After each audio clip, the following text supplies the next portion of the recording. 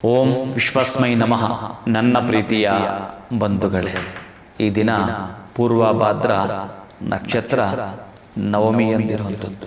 ಅಂತಹ ಪೂರ್ವಭಾದ್ರಕ್ಕೆ ಗುರು ಸೇರುವಂಥದ್ದು. ಈ ನವಮಿ ತಿಥಿಗೂ ಗುರು ಸೇರಿದಾಗ ಉನ್ನತ ಆಕಾಂಕ್ಷೆಗಳು ಈಡೇರುವುದು ಅಂತ. ಅಂದರೆ ಯಾವಾಗ ನಮಗೆ ಈ ಉನ್ನತ ಆಕಾಂಕ್ಷೆ ಇಟ್ಕೊಂಡಿರ್ತೀವೋ ಅವೆಲ್ಲವೂ ಈಡೇರಬೇಕಾದ್ರೆ ಏನಾದರೂ ಒಂದು ನಮ್ಮ ಕೈಲಿ ಸಣ್ಣ ಪ್ರಯತ್ನ.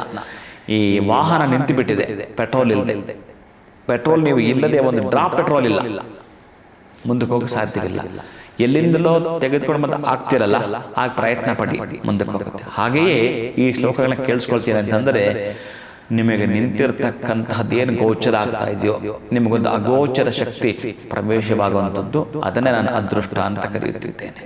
ಅಂತ ಅದೃಷ್ಟವನ್ನ ತಮ್ಮ ವಶವನ್ನಾಗಿ ಮಾಡ್ಕೊಳ್ತೀರಿ, ಶ್ಲೋಕಗಳನ್ನ ಕೇಳಿಸ್ಕೊಳ್ತೀರಿ.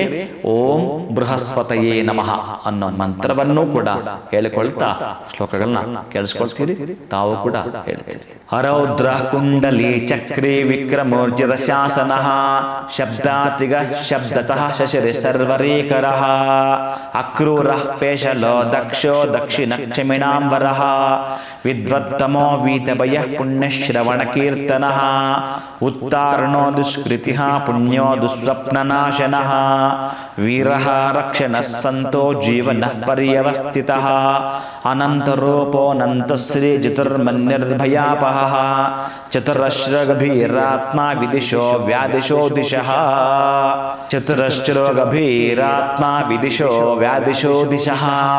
ನಮ್ಮ ವಿಧಿಯನ್ನು ಬದಲಿಸುವಂಥದ್ದು, ವ್ಯಾಧಿಯನ್ನು ಕಳೆಯುವಂಥದ್ದು, ಅತ್ಯಂತ ನವಚೈತನ್ಯವನ್ನ ಕೊಡುವಂಥದ್ದು. ಶುಭಂಭೂಯಾತ್, ಒಳಿತಾಗಲಿ.